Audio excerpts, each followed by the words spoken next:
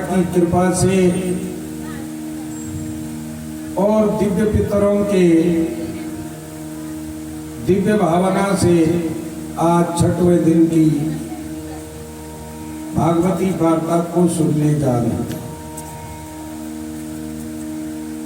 किस प्रकार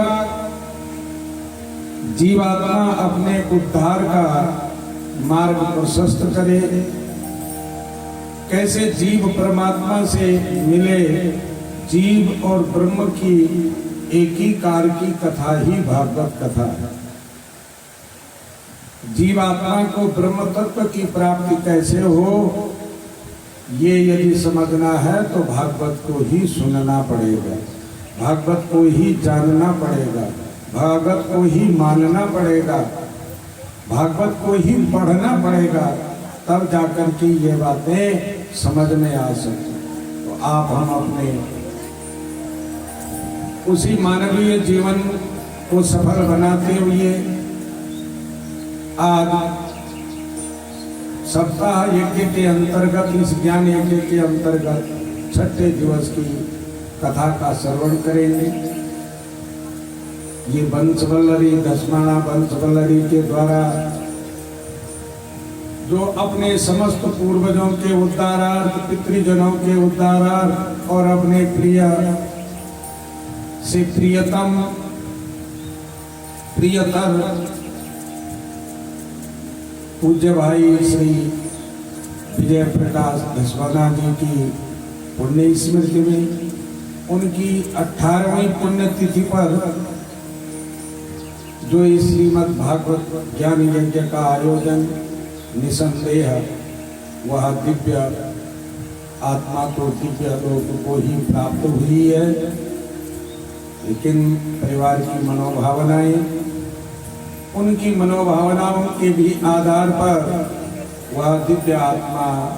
भगवान के दिव्याति दिव्य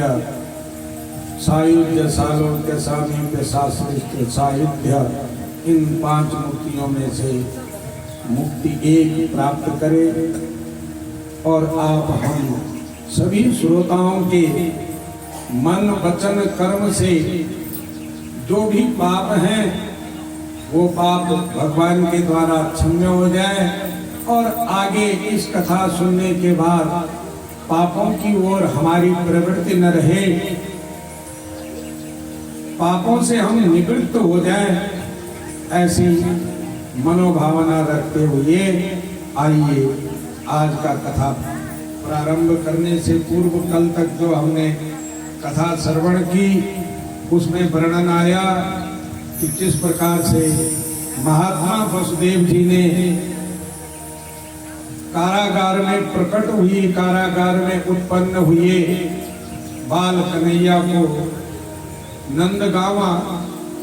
यशोदा के पलंग पर पौड़ाया और वहां से कैसे योग माया स्वरूप नंद की कन्या को लेकर पुनः कैद खाने में आए। यहाँ तक का सारांश भाव आपने कल श्रवण किया। अब इससे आगे ही हम कथा की ओर बढ़ेंगे। तो आज की कथा सुनने से पूर्व थोड़ा सा भगवान श्री हरि का नाम संकीर्तन और उसके बाद हम कथा पर आएंगे। हरि शरणं हरि शरणं हरि शरणं हरि शरणं हरि शरणं हरि शरणं हरि शरणं हरि शरणं एक मंत्र है प्यारा